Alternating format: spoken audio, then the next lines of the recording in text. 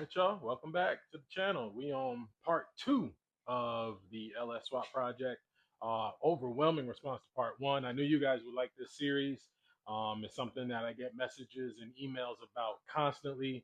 When you gonna do a full walkthrough LS video? When you gonna do a swap? When you gonna do a swap? So here we are. So this part is gonna be more about the donor engine and different ways to acquire it. What's the cheapest way to do it? What's the best way to do it? And then, of course, what's kind of in between. So we got my 5.3 here. I pulled it out of my wife's 2001 Tahoe that we owned for the last 4 years. I chose this drivetrain because I knew it was good. I mean, the truck drove amazing, shifted great. It was the truck we used for road trips and stuff like that. Of course, it's dirty. It's got almost 300,000 miles. Transmission's over there. It's been rebuilt. So we got a couple parts here, just some stock stuff to kind of clean it up, get it resealed so it doesn't leak because it did have a rear main seal leak. It leaked all over the driveway. I don't want that when I put it in the Impala. So we're not putting a cam in this thing. We're not putting any performance parts. We're going to put an intake on it. We're going to change the oil pan and we're going to put headers. That's it as far as performance stuff. But I'm going to keep this engine pretty much in stock form for me because it drove so well, and I'm going for reliability and comfort in this build more than performance. When looking for your drivetrain, there's a couple things to keep in mind. Again, the biggest thing is what you're using the car for. So 99.5% of you out there are not building drag cars, especially out of these Impalas. They're just too big, too heavy. It just doesn't make sense really to build a drag race car, 10-second car out of one of these big body Impalas. Now, not to say there aren't a few of them out there. Alex Santa Cross, there's a guy with a red and black one that's, it's crazy. So it can be done. But the average guy like you and me, we're not building that. We want something that we can just cruise with, maybe turn up at a light, make a little noise, chop, whatever. So that's very important when you're choosing your drivetrain. Again, for me, this is just a cruiser. For me and my boy to, hit the road, go to car shows, and just have a little fun. So not really looking to burn rubber and do donuts. Now it will, but that's not what I'm building it for. So I didn't really include the price of the drivetrain in the original video because that could range. So, for instance, with the Tahoe, I actually made money because we owned it for however long we owned it. I pulled the engine and trans out, and then I sold the shell for a couple $100s. And then I was able to sell the engine for the Impala for a couple $100s. So I'll include that in my deduction because I made some money. Now I could have sat on the truck and parted it out and made a whole bunch of money back, but I wanted it gone. I mean, I have a lot of space here. I just don't like junk sitting around. So that's one thing. So if I were you, the cheapest way to do it is go find you a 99 to '06 Tahoe, Silverado, Suburban, Yukon, whatever, with a 5.34 L60. There are a million of them out there. Maybe one with like a no title, it's been smashed, whatever. But find you something you can drive. That's probably your best option. You can get them anywhere from I've seen them as cheap as $600-700 up to 2,000. But let's put it in the middle. Let's say you spend 1,200. You get one that's running and driving. You can drive it up and down the road, make sure it runs, make sure it doesn't make any noises as far as the engine, make sure the transmission shifts like it should, and there's your drivetrain. Now, you could also build one.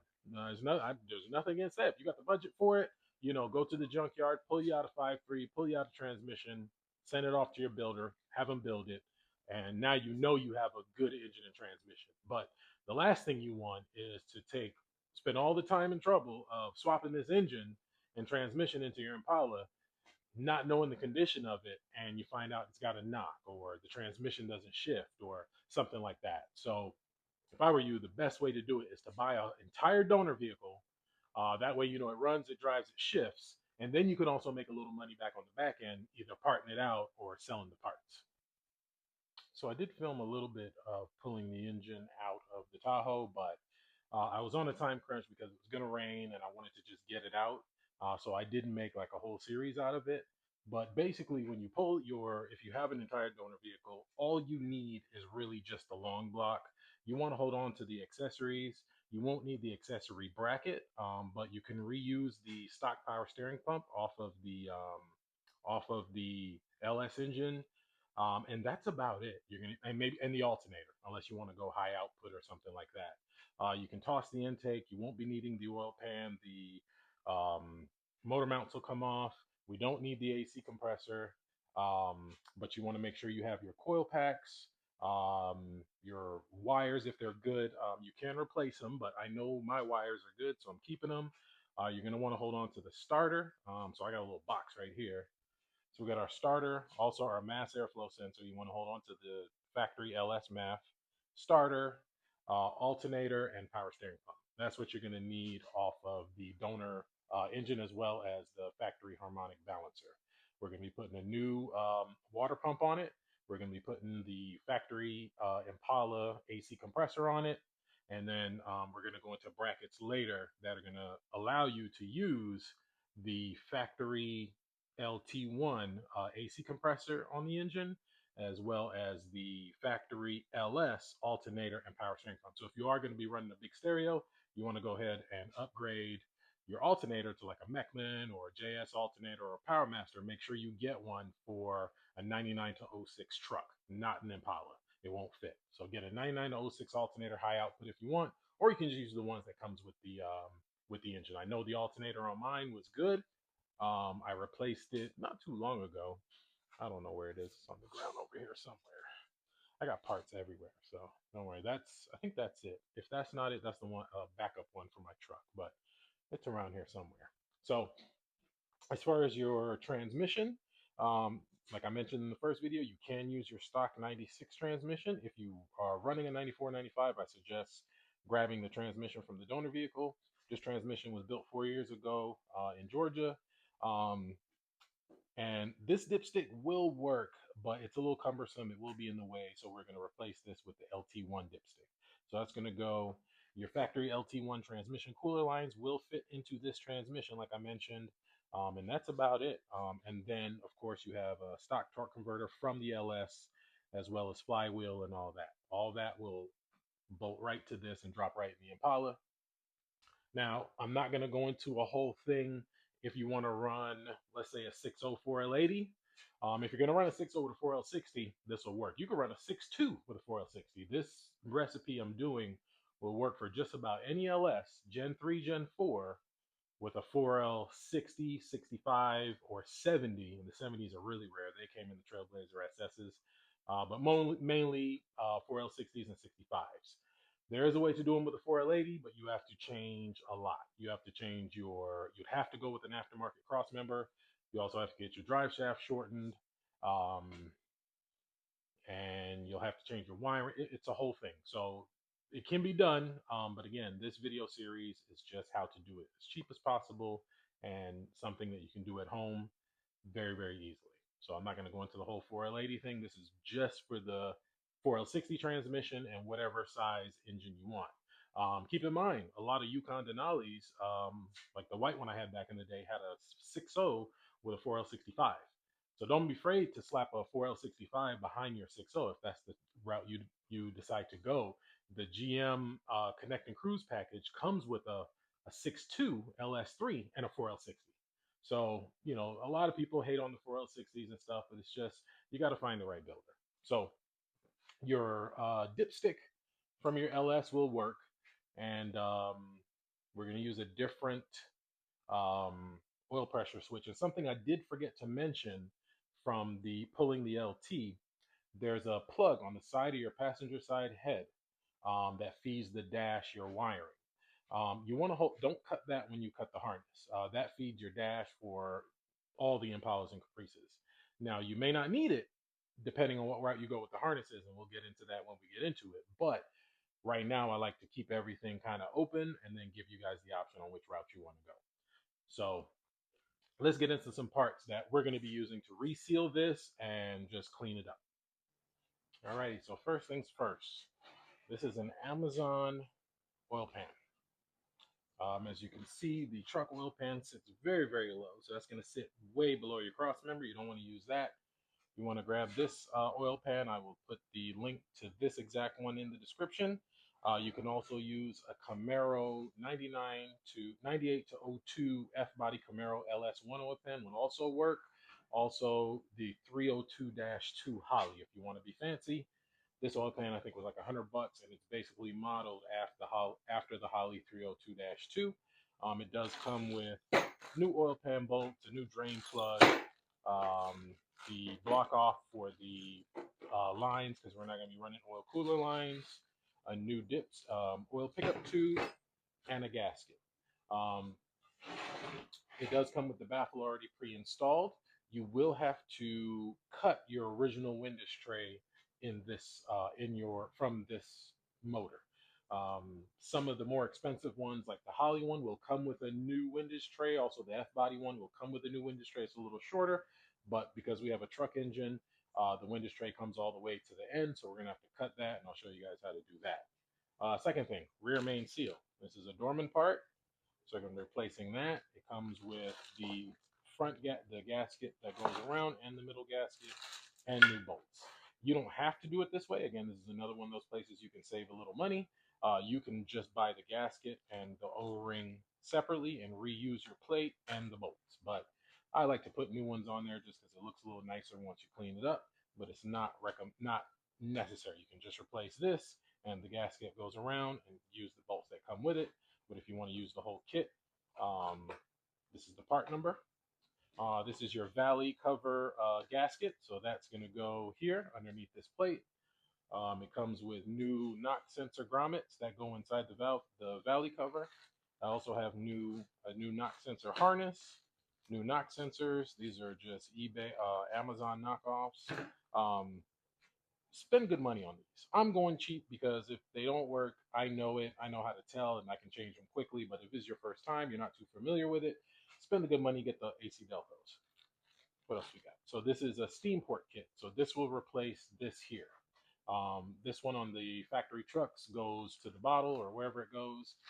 This one's a little bit of an upgrade. You can use this one. Again, somewhere else you can save a little money.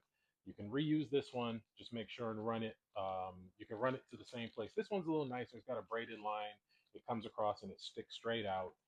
So we'll be installing this. This is only like 20 bucks. But again, every penny counts when you're doing these swaps because a lot of the little stuff adds up very quickly. So there's nothing wrong with this one. But if you want, you can upgrade to this one. Come back to this. What else we got? These are valve cover gaskets. So this engine always leaked out the valve covers. They're pretty bad. So we got a valve cover gasket, and then these little grommets are for the bolts. So we're going to change that. And this is the front timing seal kit. Same thing. Um, Amazon knockoff comes with the gasket, bolts, and the front timing seal. Again, this is somewhere else. You can save a little money. You can just change the seal here and the gasket.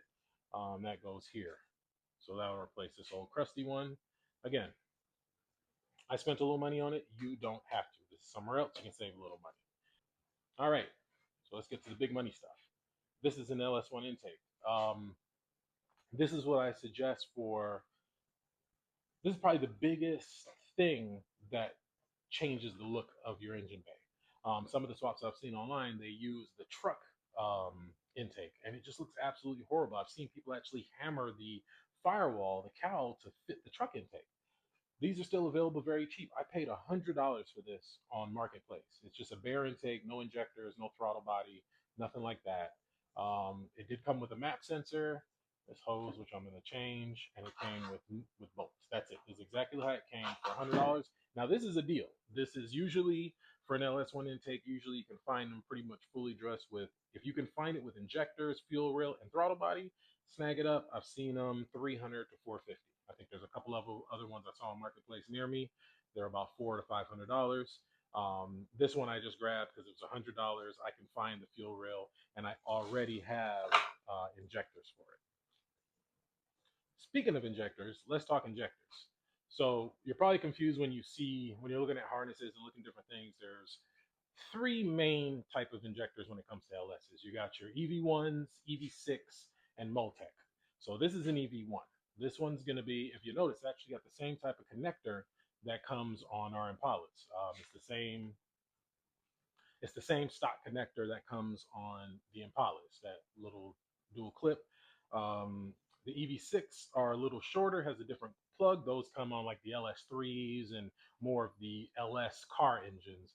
And then the Multec injectors you'll see mostly on trucks. And then there's a couple other variations in there with that flex fuel and different stuff like that. But those are the three main ones. I didn't save the injectors from this engine, even though they were probably good, because I knew I had these EV1s. I had these on my old Impala. I had bought these for my two-door Tahoe because I was turbo it. So these are actually overkill. These are 72-pound injectors from Fuel Injector Clinic in Georgia. But I had them turned way down and they ran fine in my 5.3, stock 5.3 I had in my Impala. So we're going to use them again. I just need to get a fuel rail, throttle body. But when you pull your engine, if it's a drive-by cable engine, which would be a 99 to 02, you want to save your throttle body, save your injectors, and save your throttle cable. Your throttle cable will work with the LS1 intake with this bracket. Your injectors will fit, and you'll need the drive-by cable throttle body.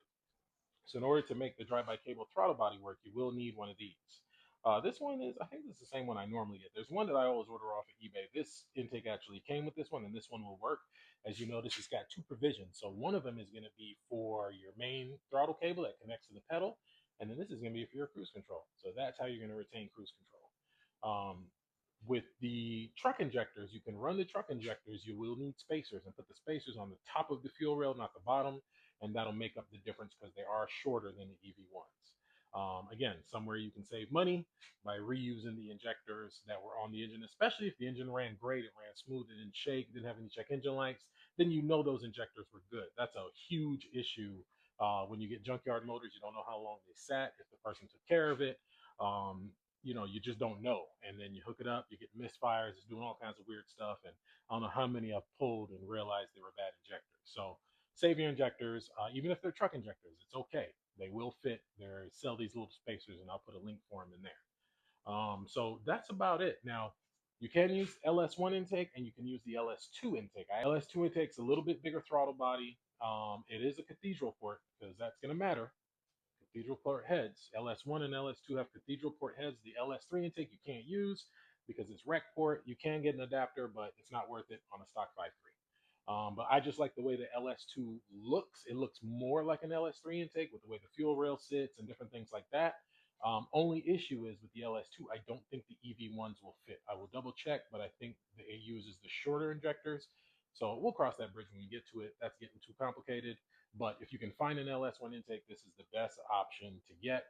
You don't need a fast intake. You don't need a big sheet metal intake off of eBay. Don't go with any of that. Factory LS1 intake is the best intake you can do for a mild to stock swap, and it looks good. So now what I'm gonna do is just start cleaning this engine up. We're gonna get it all, got it torn down a lot. I'm kind of soaking some of the bolts in gas. We're gonna get this oil pan off. We're gonna get these motor mounts off and toss them. We'll get the balancer off. We'll get the AC compressor off. We'll get all the plugs out. We'll get these coils off. You want to save all these. We'll get the brackets off, get those cleaned up, get the valve covers off, clean them up, and then we're going to paint it. So real simple, just some engine enamel, just some black engine enamel. We got some primer, and then for the heads, we're going to paint them back with just cast aluminum paint, just aluminum paint. You can paint it any color you want. That's up to you. For some reason, I like unless it's like a full shore car build, but if you just got a simple build, simple cruiser car, there's nothing like popping the engine and the engine itself looks stock like it's supposed to be there. I just love the way that looks, especially when people get like the Connect and Cruise package and they put it in the older cars and it's all just cast in black and all the parts are stock and not, candy red or candy blue. It's just original. It just looks so much better to me. But your engine, your choice. That's just how I'm going to do it. So that's going to get kind of dirty. So I'm probably just going to time lapse cleaning it. I grabbed some brushes here to do the heads with because you don't want to use metal bristles on the aluminum heads. And then we can use just the wire brush on the cast aluminum, on the cast iron. I got lucky. I only got one exhaust stud that broke. The rest of them came right out. Oh, nope, got another one back here. So we got two. So I have a welder. It's going to be my first time attempting this.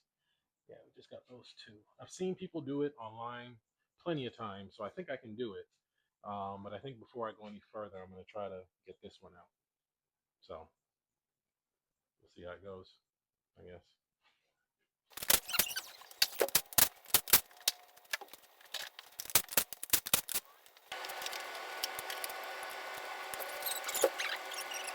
We're going to try some Caprice Cobras, see if that can get them out. Oh yeah, easy work. Look at that.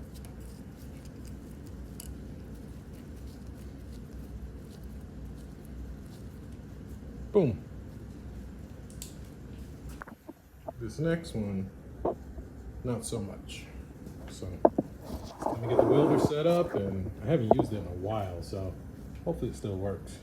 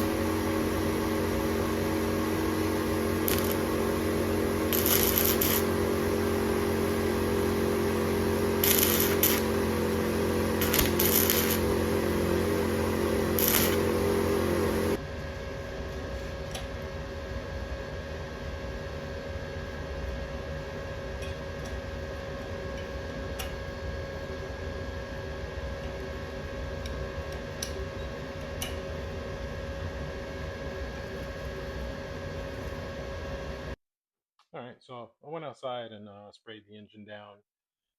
What I like to do when I do that is let it sit upside down overnight. That way, all any water, oil, all that stuff will fall onto the floor or wherever. But we got it pretty much degreased pretty good. I'll do the valve cover separately on the ground or whatever. I got them over here.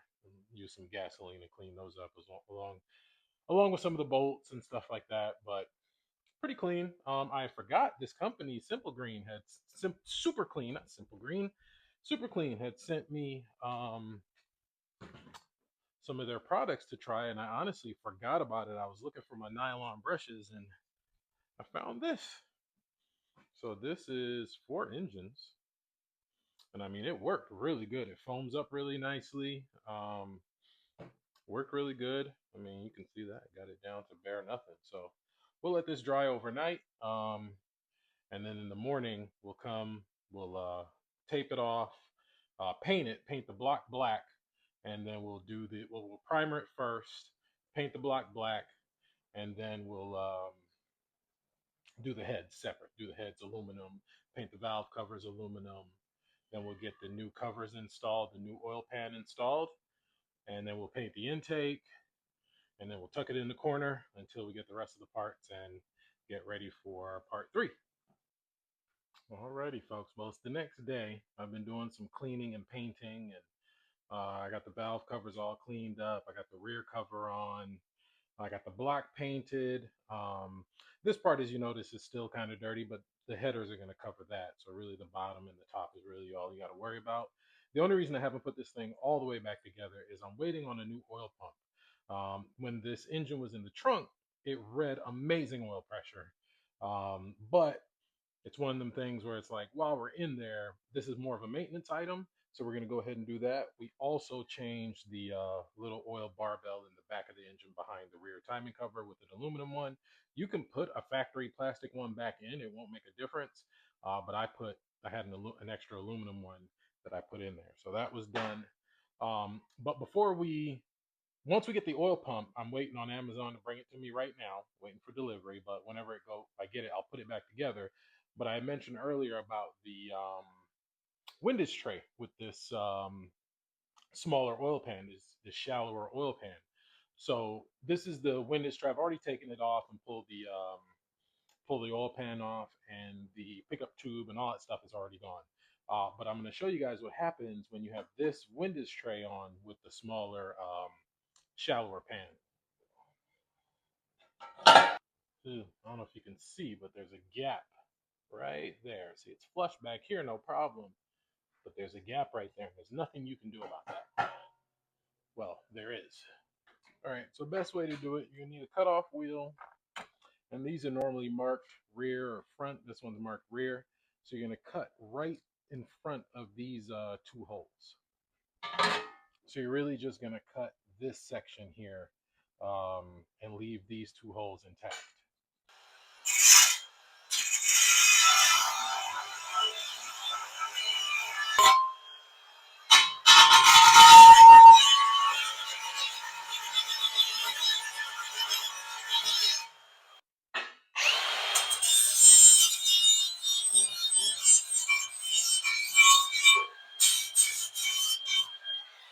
So now we got the modified windage tray in place. And if you don't cut it straight, it'll be fine. It's really just this front piece right here.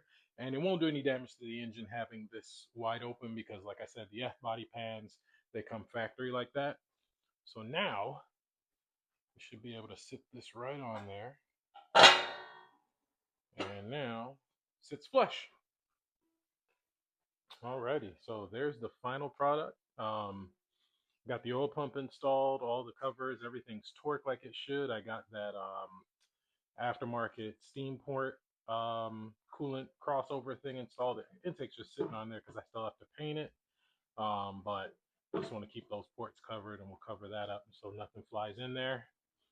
Got everything painted up quite nicely. I mean, good enough for what I'm trying to do.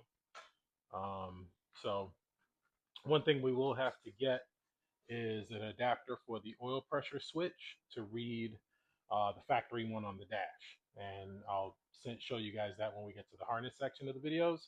But yeah, this can come out and there's an adapter to fit the factory LT1 oil pressure sensor. These are just the block offs that came with that steam port kit. You can leave the stock ones here because you can't see them.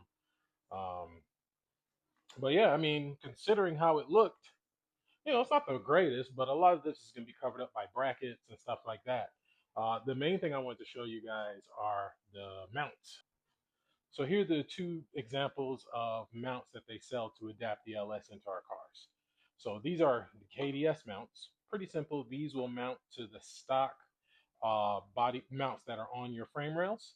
So you don't have to take those out or anything. These bolt to the side of the LS and they'll drop right in. These keep the engine in the stock location, which means you can use your stock cross member, stock drive shaft. These are the ones we're going to be using on this particular build. This is the cheapest option. Don't do the Dirty Dingo sliders. Don't use those eBay adapter plates. These are $100 shipped, like 109 shipped. Can't go wrong. These are the BRPs. So these are another example of mounts that you can use for our cars. However, you do have to change the mounts on the frame. So these two pieces here replace the mounts that are bolted to the frame. They're kind of a pain to get to and install. And then these will bolt onto the engine and then basically slide in like that and mount the engine to the frame. Comes with all the hardware. These I will not be using. These will be for sale. So shoot me an email and I'll sell them to you. I think brand new, they're like 250, 240, $200 shipped for these. The package isn't even open. It's brand new. I really only took them out the box to do this, to make this video. So these are like 250. The benefit to using these, however, is that you can run the stock LS AC compressor down here. We're not going that route because then you have to get custom lines and then you have to use a custom cross member and stuff like that.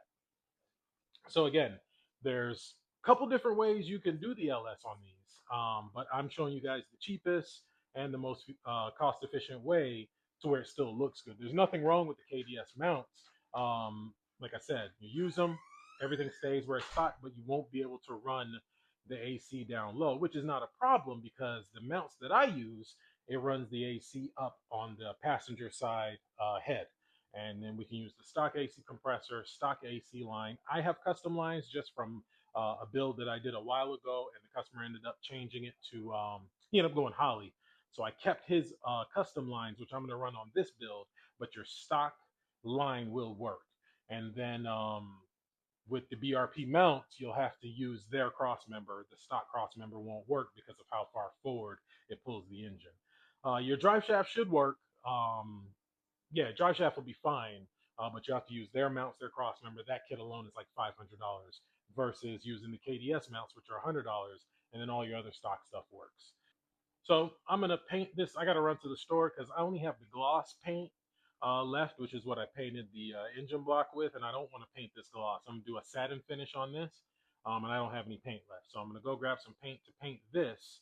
An oil filter for the oil pan. I forgot which one it is. It's on the listing on Amazon. It'll tell you, and in the instructions that come with the oil pan, it'll tell you which oil filter you can run. But that's it. I mean, it's pretty much together and ready to go. I changed the oil pump, and that's it. It's a stock 5.3. And then I didn't even clean up the 4L60. I just put the adapter for the shift linkage on there. Once I get this off the stand, I will put the flywheel on. And honestly, I could drop this engine in the car today with the transmission and pretty much do everything else in the air. I mean, once it's dropped in, but I'm kind of out of time. It's already like 3 o'clock. The kids have school tomorrow. I have to go to work tomorrow, so it'll give me some time to order some more parts and stuff like that. The next video, look out for. We're gonna do some stuff on the car. I believe I'm gonna try to order the parts, depending on how things go, for the ABS delete. Um, we may look into the harness and some things. Yeah, that's what I'll do. We'll do fuel lines, harness, and just some cleanup of the frame and ABS delete, and then the following week, then we'll go ahead, drop the engine in. I'll have the brackets, I'll have the headers and all that. Because I'm just working a 9 to 5 now. I'm not running a big shop anymore, so I got to do this on a budget. I can't buy all these parts at one time. So, as I get paid and as I sell parts and stuff like that and make money, then I'll order more parts. So I'm doing this on a budget. So not only am I making it for you guys who are doing it on a budget, I'm doing it on a budget myself. And so far, all in all, I'm still positive on this build because of what I sold the truck for and what I sold the LT1 for. I still haven't sold the headers. I'm still kind of waiting to see what's going to happen with those in the raffle. If not, I'll post them on the buy and sell page if they're not already sold by the time I drop this video. And I also have some other parts I need to get rid of. I'll probably drop these all together. We got this thing, these Corvette covers with the studs, and then I have a 1LE elbow around here somewhere for deleting the home plate. I don't know where it is right now, but I'll find it and I will post it in the group for sale. But that's it for this one. Hope you guys are enjoying the series. Um, like I said, look out for the next couple of videos. Just wrapping this thing up, getting in the car, getting it running, and going down the road. See y'all in the next one. Where's that piece?